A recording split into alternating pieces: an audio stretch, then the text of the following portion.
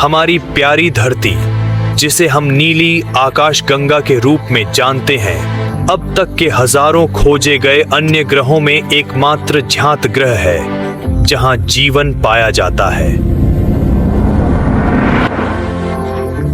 किसी मायने में पृथ्वी एक धन का खजाना है जिसमें लगभग हर जगह पाए जाते हैं जीवन रूप, जो कि येलोस्टोन नेशनल पार्क के उबलते क्षारीय तालाबों में भी मिल सकते हैं,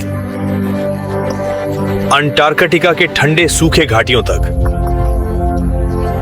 संभावना है कि पृथ्वी ब्रह्मांड में एक दुर्लभ स्थल है और हम इसे अपना घर कहने के अधिकारी हैं। लेकिन पृथ्वी से परे ऐसे एक्सोप्लैनेट्स पाए गए हैं जो गोल्डीलॉक्स जोन के भीतर मौजूद हैं, एक सितारा के आसपास का क्षेत्र जहां पानी के बहाव के लिए पर्याप्त गर्म है, जीवन के लिए बिल्कुल सही तापमान है, बहुत गर्म भी नहीं, बहुत ठंडा भी नहीं, लेकिन अब तक ब्रह्मांड शांत है। हमें अभी तक कोई विदेशी जीवन का संकेत नहीं मिला है। हालांकि एक्सोप्लैनेट की खोजों की बात करें तो हमने सिर्फ सतह को ही खुरचा है, क्योंकि अनुमान है कि आकाश गंगा में हर तारे के औसतन कम से कम एक ग्रह उसकी परिक्रमा करता है और हमारी गैलेक्सी में अकेले ही 100 अरब से अधिक तारे हैं। संभवतः ब्रह्मांड ऐसे विदेशी दुनिया से भरा हुआ है जो खोज की प्रतीक्षा में है, और कुछ साल पहले वैज्ञानिकों ने अब तक की सबसे उत्तेजक एक्सोप्लैनेट खोजे में से एक की थी। पृथ्वी के आकार में एक चट्टानी ग्रह सूर्य के सबसे निकटतम तारे प्रोक्सिमा सेंटाउरी के आवासीय क्षेत्र में परिक्रमा करता है। यह हमारा गंतव्य है, लेकिन भले ही सेंटाउरी हमारे सबसे करीबी तारा है, यह अभी भी अविश्वसनीय रूप से दूर है।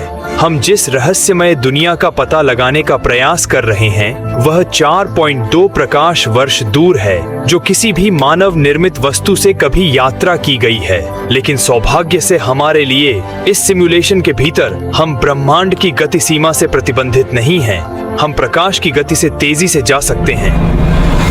जब हम अपने पड़ोसी तारे और इसकी रहस्यमय दुनिया की इस अविश्वसनीय यात्रा करते हैं, तो मुझे कोशिश करें और जिन दूरी को आप अब किसी प्रकार के संदर्भ में यात्रा कर रहे हैं, उन्हें डालने दें। 4.2 प्रकाश वर्ष लगभग 40 ट्रिलियन किलोमीटर है, या लगभग 25 ट्रिलियन मील है, यदि प्रसिद्ध इंटरस्टेलर जांच वॉयेजर 1 प्रत्येक सेकंड में 1700.3 किलोमीटर की वर्तमान गति से प्रोक्सिमा सेंटारी की ओर जा रहा था। आने में अभी भी 73,000 साल लगेंगे। प्रोक्सिमा सेंटारी का कारण यह है कि यह एक छोटा प्रकार का तारा है जिसे लाल बौना कहा जाता है, जो आकाश गंगा में सबसे आम प्रकार के तारों में से एक है। लेकिन इस बेहोश तारे की परिक्रमा में कुछ ग्रह हैं, जिनमें से एक को प्रोक्सिमा बीए की संभावना की दुनिया कहा जाता है।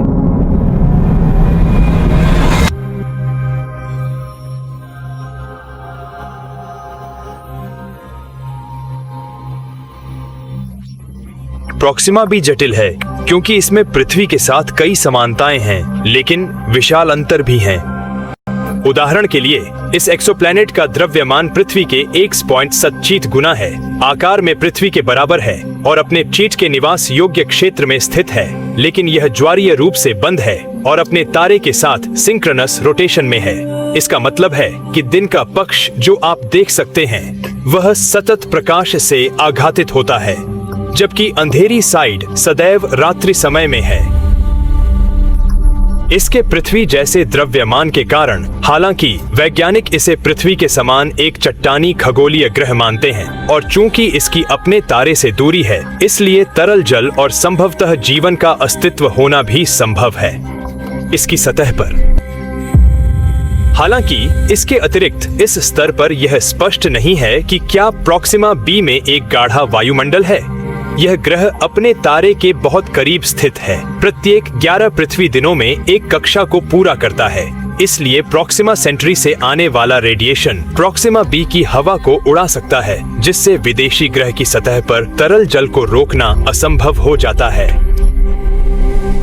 तथापि इस एक्सोप्लैनेट में अब भी आशा बाकी है, क्योंकि अगर प्रोक्सिमा बी में मजबूत चुंबकीय क्षेत्र है उदाहरण के लिए वह क्षेत्र वायुमंडल से रेडिएशन को विचलित कर देगा और यहाँ तक कि एक धीमी गति से घूमने वाला ज्वारीय रूप से बंधा हुआ ग्रह भी एक चुंबकीय क्षेत्र उत्पन्न करने के लिए पर्याप्त होगा जब तक कि ग्रह का अंदरूनी हिस्सा पिघला हुआ रहता है।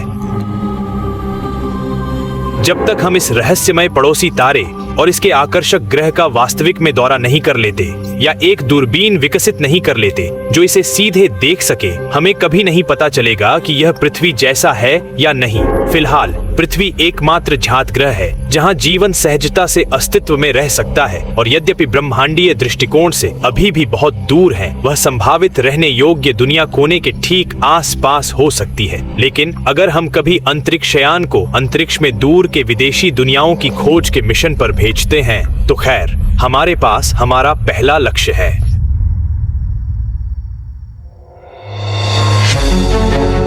क्या आपने पृथ्वी के सबसे निकट ज्ञात बाह्य ग्रह तक अंतरिक्षयान की यात्रा का आनंद लिया? नीचे टिप्पणी अनुभाग में मुझे बताएं, आप अगला कहां खोजना चाहते हैं? कुछ भी संभव है। यदि आप इन महाकाव्य ब्रह्मांडीय साहसिक कार्यों को जारी रखना चाहते हैं तो लाइक करना, सब्सक्राइब करना और नोटिफिकेशन बेल को टैप करना न भूलें ताकि आप कोई भी अपलोड ना चूकें। इस महाकाव्य यात्रा में मुझे जोड़ने के लिए धन्यवाद और मैं आप सबसे अगली बार मिलूंगा।